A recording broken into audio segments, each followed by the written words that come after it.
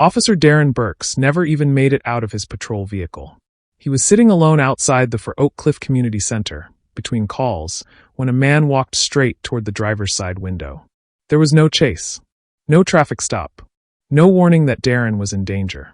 The man raised his cell phone as though he wanted to record the encounter. He exchanged a few words with Darron, standing close enough to see him clearly through the window. And then, within seconds, Officer Burks was mortally wounded. But listen closely, because that was not the end of the attack. The gunman did not flee in panic. He stayed nearby. And when the first officer arrived to check on Darron, the violence started again. Then another officer entered the property. By the time police understood what they had driven into, one officer was dead, 2 more had been badly wounded, and the man responsible was already escaping in a white Buick. Yet the part that should make everyone stop and ask questions happened before Darron ever arrived. Roughly 40 minutes earlier, another person had allegedly been shot. Days before that, disturbing messages had appeared online. There were statements about the government, confrontations involving law enforcement, and a warning that an event was coming. Then Darron Burks pulled into that parking lot. He had spent approximately 18 years guiding students who were struggling to finish school. He had been a Dallas police officer for only 8 months. And investigators would later say there was no evidence that Darron knew the man who approached his window. So why was he chosen? In this episode, we will follow the gunman's movements before the attack, the radio transmission that alerted a dispatcher, and the trap waiting for the officers who responded. We will also examine why this case never reached a murder trial, and why Darron's mother is now accusing other people and a gun business of sharing responsibility for what happened. Before we go any further, tell us what city, state, or country you're watching from, and subscribe to Dark Trace Crime Stories if you believe victims deserve to be remembered beyond the moment they were taken. Because badge number 12543 belonged to a man who spent most of his life helping others. And on August 29, 2024, none of that protected him from the stranger standing outside his window. Why are we dying at the hands of a person and we're not even in conflict with you? You don't even know me. You don't know any of these officers, but you go into combat with an officer? You blindside him? That's terrible. Long before Dallas knew Darron Burks as badge number 12543, he was Darron Lee Burks, the son, teacher, mentor, churchman, and friend people could depend on. He was born on August 8, 1978, in Little Rock, Arkansas, to Lee Otis Burks and Sherry and Burks Jeffrey. Although Arkansas was his birthplace, Dallas became home. After his father died, the bond between Darron and his mother became especially close. Faith entered his life early. Darron accepted Christianity at about 9 years old. His parents served as a deacon and deaconess at New Mount Zion Baptist Church, where he attended Sunday school and sang in the choir. As an adult, he joined Oak Cliff Bible Fellowship and served in the parking ministry. He also sometimes attended Complete Armor of God International Ministry to the nation with his mother. Darron attended Forest Meadow Junior High School and Lake Highlands High School. He played football and basketball, ran track, and remained committed to exercise. He later studied mathematics at Paul Quinn College, earning a Bachelor of Science degree and joining Omega Psi Phi fraternity. Scholarship, perseverance, and public service were not just fraternity principles to him. Friends said they reflected the way he lived. In 2006, Darron began working at the Pleasant Grove campus of Texans Khan Academies. He stayed until 2023, serving as a mathematics teacher, instructional coach, and mentor. Many students needed another chance to finish high school, and Darron pushed them to graduate, accept responsibility, and believe their lives could still move forward. One former student credited him with helping him complete school and grow into adulthood. His service continued outside the classroom. Through the Boy Scouts, Darron completed adult leadership training so he could introduce students to outdoor experiences they might never otherwise have. Friends called him Berkey. They remembered a man who checked on people when they were sick, attended important family occasions, and sent Bible passages when someone needed encouragement. His obituary did not identify a wife, romantic partner, or children. Those mourning him included his mother, god brothers, god sisters, uncles, extended relatives, fraternity brothers, friends, colleagues, and former students. Darron had already spent most of his adult life serving Dallas. But he was about to choose a new form of service, one that would place him in uniform. By 2023, Darron Burks had already spent nearly 18 years changing lives from inside a classroom. But he believed he could serve Dallas in another way. And this was not a sudden decision. According to the people closest to him, Darron prayed about becoming a police officer. He did not view law enforcement as a complete departure from teaching. To him, it was another extension of the same work he had already been doing through education, church service, scouting, and mentorship. One of his Omega Psi Phi fraternity brothers helped introduce him to the Dallas Police Department. That friend believed Darron had qualities the department needed. He understood young people. He knew the pressures facing families in underserved communities. And after years of working with students who had struggled academically or personally, he knew how to speak to people without immediately judging them by their worst moment. Darron entered the Dallas Police Academy in 2023. On December 15th of that year, he graduated with recruit class 392. The teacher was now Officer Darron Burks. He received badge number 12543 and was assigned to the Dallas Police Department's South Central Patrol Division. He usually worked an afternoon or evening shift, serving in the same wider part of Dallas where he had spent years guiding students toward graduation. That connection mattered. Darron was not entering an unfamiliar community and trying to understand it from a distance. He already knew many of the struggles people faced there. He had taught through them, prayed through them, and helped young people believe that difficult circumstances did not have to determine the rest of their lives. But by August 2024, Darron had been wearing the badge for only about 8 months. He had spent nearly 18 years preparing students for adulthood. Yet barely 8 months after entering law enforcement, he would cross paths with a stranger whose movements that evening had already turned violent. Because before Cobb-Bey reached the For Oak Cliff parking lot, another man had allegedly been shot, and the warning signs surrounding Cobb-Bey stretched back years.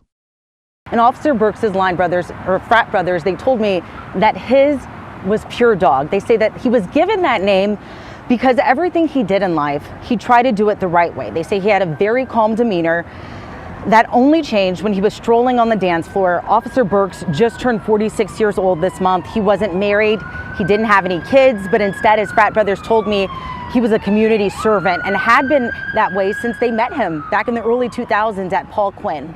They told me he didn't smoke, he didn't drink, he didn't even really say bad words, but instead was very into health and fitness. He spent years as a math teacher and a basketball coach, and when he no longer felt fulfilled doing that, his frat brothers say he told them he wanted to serve his community in a different capacity by going into law enforcement. They say they helped him and encouraged him to make that a reality, so what happened is really taking a toll on them, and they joined the many others who are mourning his death. Yeah, it just lets you know the magnitude of lives that you can touch when you're a good person. That's what it exemplifies to me.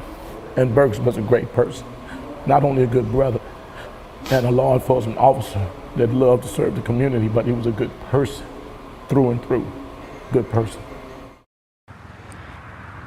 And of course, that's coming from those closest to him, but I want to share an interaction I had out here a little earlier to give a little bit more perspective. There was a woman that came out here to show her respects. She told me that she had met Officer Burks in passing in a store, and she's deaf. And she told me that when Officer Burks realized that, he inquired about sign language resources, saying that he wanted to go and seek them out so that he could better serve all of his community. Cobb-Bey was 30 years old when his name became tied to the attack that killed Officer Darron Burks. But the conflict surrounding him did not begin in 2024. Back in 2017, Cobb-Bey had already come into contact with police during a traffic-related encounter. According to court records, he was arrested after allegedly refusing to provide identifying information. Instead of giving officers his legal name, he reportedly identified himself as Cobb-Bey. That encounter later moved into court, and the language Cobb-Bey used in his filings revealed something important. He reportedly argued that he did not consent to government authority and did not accept what he described as contractual jurisdiction over him. Those arguments have often been associated with sovereign citizen ideology, a belief system built around rejecting the legitimacy of courts, police authority, licenses, and other government institutions. Years later, researchers reviewing Cobb-Bey's online activity found similar anti-government ideas mixed with fringe interpretations of Moorish identity. That distinction matters. Established Moorish science organizations have rejected sovereign citizen claims, and Cobb-Bey's actions should not be used to judge an entire religious or cultural community. Even members of his own family reportedly said they had not previously heard him openly discuss those beliefs. But in the days before Darron's death, Cobb-Bey's public behavior appeared to intensify. He posted videos and statements expressing anger toward government and law enforcement.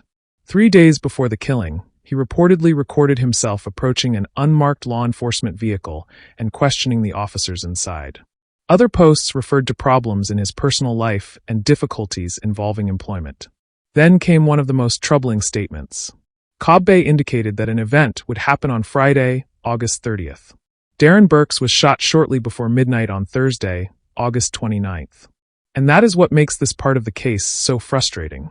The old court filings, the hostility toward authority, the confrontations, the online statements, and the reference to an upcoming event all appeared far more alarming once the attack had already happened. But by then, it was too late to ask what those posts were leading toward. Because by the evening of August 29th, Cobb-Bey was allegedly moving through Dallas armed with multiple guns. And Officer Darron Burks was not the first person police believe he shot that night. In a call with NBC5 Investigates, the mother of Corey Cobb-Bey said she was stunned, saying, quote, "It's hard for me to believe he did any of the things they say he did," end quote. Cobb said a few nights ago her son was driving and said he believed he was being followed.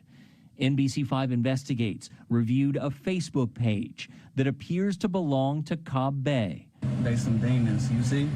A video posted on that page 1 day ago shows him behind the wheel of a car. In that black SUV, just following me for no reason. Another video posted 4 days ago on Cobb-Bey's apparent Facebook page shows him approaching the door of what appears to be an unmarked police car. Is there any problem, officers?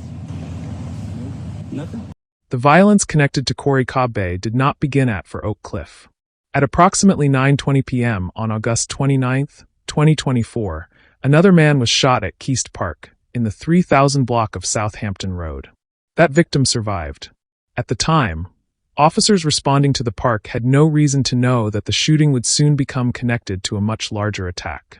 There was no immediate warning that the person responsible was allegedly still armed, still moving through Dallas, and only minutes away from crossing paths with a police officer.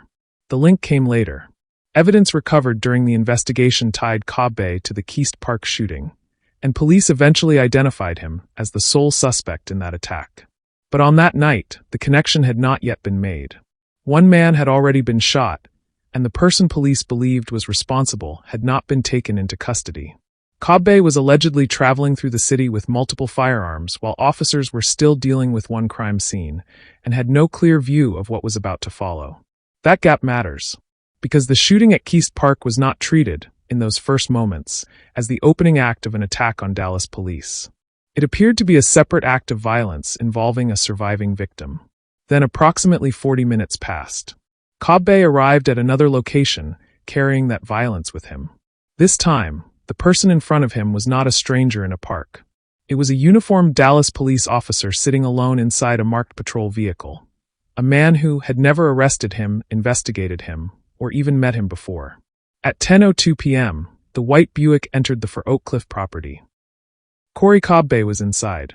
2 minutes later, Officer Darron Burks pulled into the same property. Darron parked near the front entrance. He was between calls, still seated in the driver's seat of his marked Dallas police vehicle. Nothing in the public record shows that he arrived there looking for Cobb-Bey. Nothing suggests he had been dispatched to confront him. And nothing indicates that Darron knew the man who was now only a short distance away. There was no history between them that investigators could find. Darron had never arrested Cobb-Bey. He had never investigated him. There was no known dispute, no prior encounter, and no personal grievance linking the two men.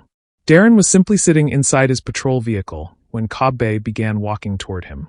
He approached the driver's side window.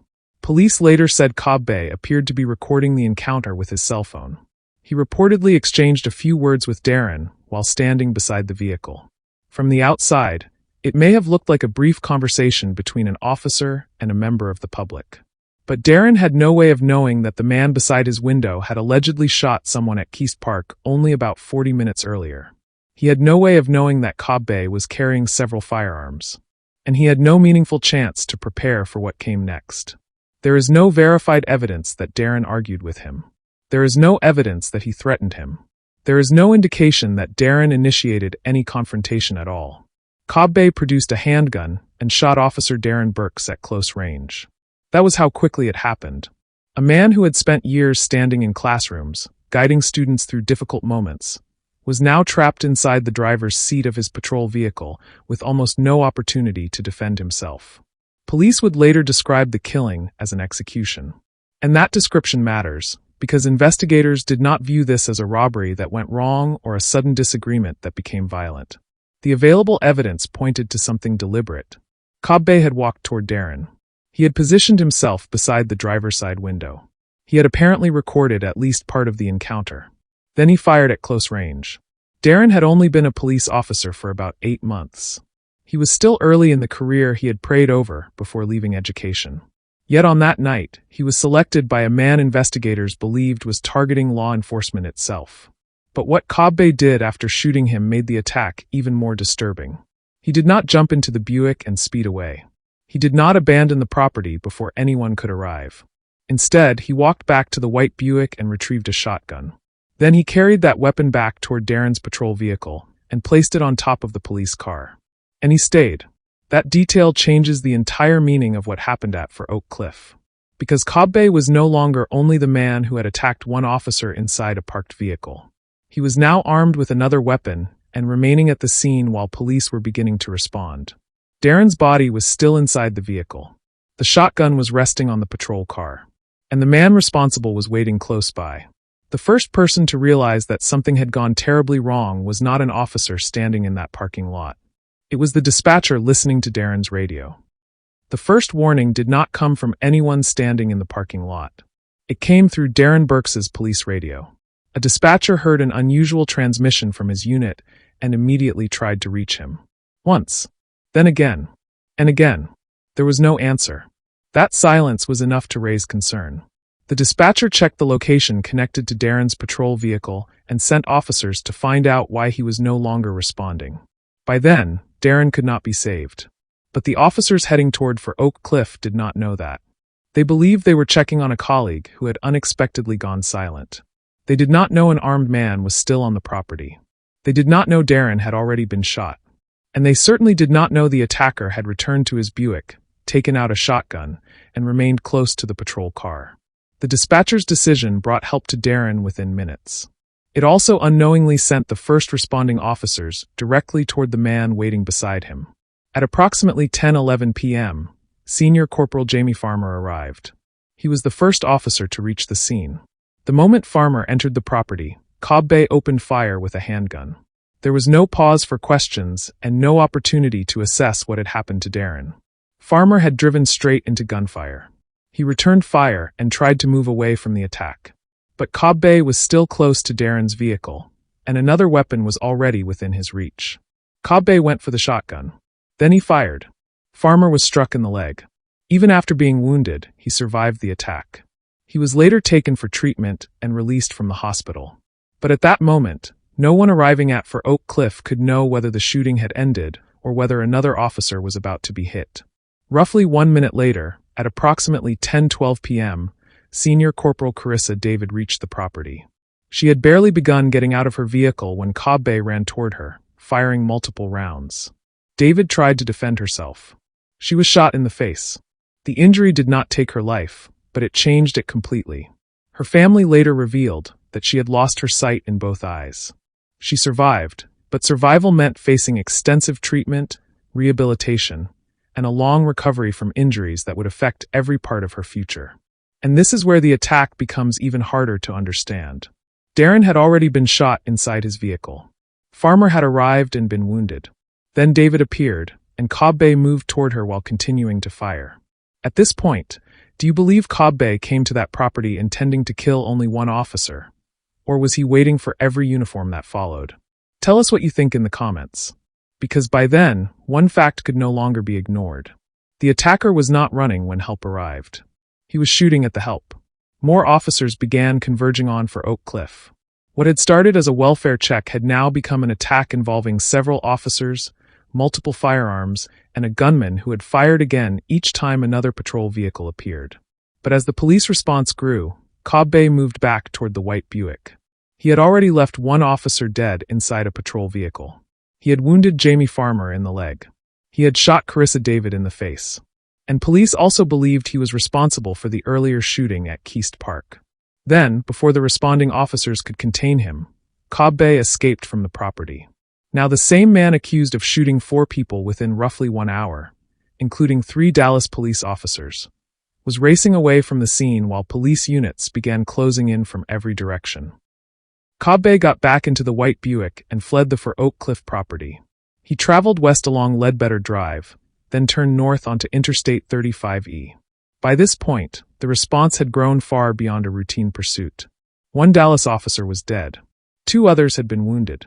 Another man had allegedly been shot earlier at Keast Park. And the suspect police believed was responsible was now speeding away while still armed. More than 95 law enforcement units became involved in the wider response. That number tells you just how serious the situation had become. Officers were not chasing someone accused of a single isolated shooting. They were pursuing a man believed to have attacked 4 people within roughly 1 hour, including 3 police officers. At approximately 10:35 p.m., the pursuit entered Louisville. About 3 minutes later, it came to an end on the expressway north of State Highway 121. The white Buick stopped, but Cobb-Bey did not remain inside. He stepped out carrying a shotgun. Officers repeatedly ordered him to drop the weapon. He did not comply. Instead, Cobb-Bey continued moving toward them. The officers kept issuing commands, giving him the opportunity to put the shotgun down and end the confrontation without anyone else being hurt. He kept advancing. Then he pointed the shotgun in the officer's direction. At that moment, 6 Dallas officers opened fire. Their names were Nathaniel Baker, David Lem, Corey Reed, Richard Pace, Vladimir Perez, and Joel Portillo. Cobb-Bey was struck multiple times. He died at the scene. No officer was injured during the final confrontation in Louisville. The pursuit was over. The armed man police believed had killed Darron Burks and wounded 2 other officers could no longer hurt anyone else. But the number of weapons recovered showed how heavily armed he had been. Police found 2 shotguns in Louisville. Back at the Ledbetter Drive scene, investigators recovered a .22 caliber handgun and a 9mm handgun. Those weapons became part of the evidence used to reconstruct what had happened from Keast Park to For Oak Cliff and finally to the expressway in Louisville. Yet Cobb-Bey's death created another problem. The immediate danger was gone, but so was the chance to question him directly. There would be no interrogation in which detectives could ask why he had approached Darron's patrol vehicle. There would be no explanation for why he had remained at the scene after shooting him. And there would be no opportunity for prosecutors to place him before a jury and demand that he answer for the attack. Cobb-Bey's death ended the pursuit.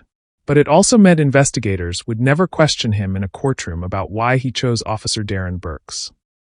Guys, good felony stop. Use caution.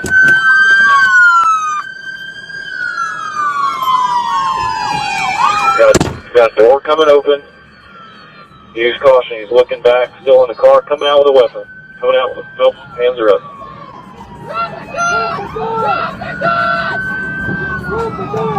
He's got a weapon in hand. He's got a weapon in hand, walking back towards officers.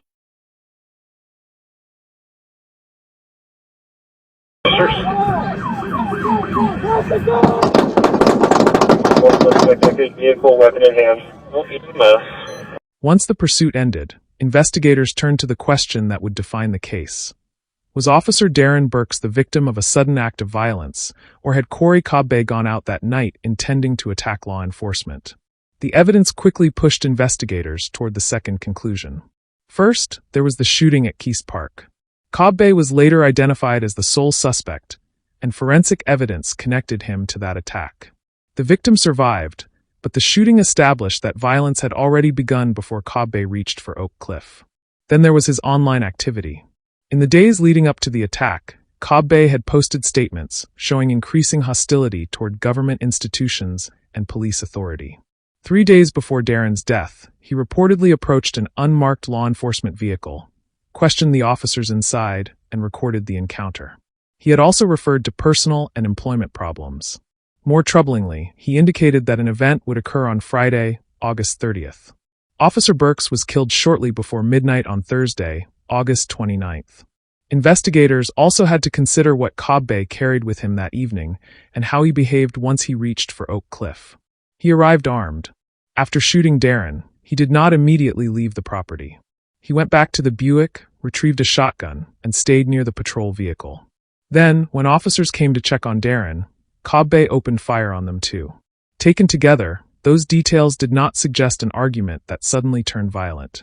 They pointed toward preparation and a broader hostility aimed at police. But one question remained unanswered. Why Darron?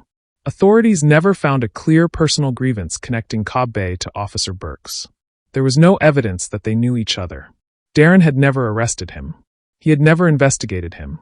Their paths do not appear to have crossed before that night. From Darron's side, the encounter was painfully random. He was carrying out an ordinary part of his shift when a stranger approached his window.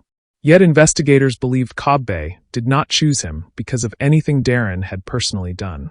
He appeared to choose him because Darron was wearing a Dallas police uniform. That distinction is important. The motive for selecting Darron as an individual was never conclusively established. But the evidence supported the belief that law enforcement itself was the target. Investigators could connect Cobb-Bey to the earlier shooting. They could examine his posts, study his movements, recover the weapons, and reconstruct the attack. What they could not do was place him before a jury and make him answer for it.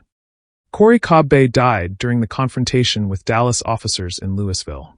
That meant the criminal case against him ended before it could ever begin. He could not be arrested, formally charged, or prosecuted for the murder of Officer Darron Burks. There would be no courtroom where prosecutors laid out the evidence against him. No witnesses would be called to testify about his actions that night. No jury would be asked to decide whether he was guilty. And there would be no sentencing hearing where Darron's family could watch a judge hold him directly accountable. For the people who loved Darron, that left a difficult kind of closure.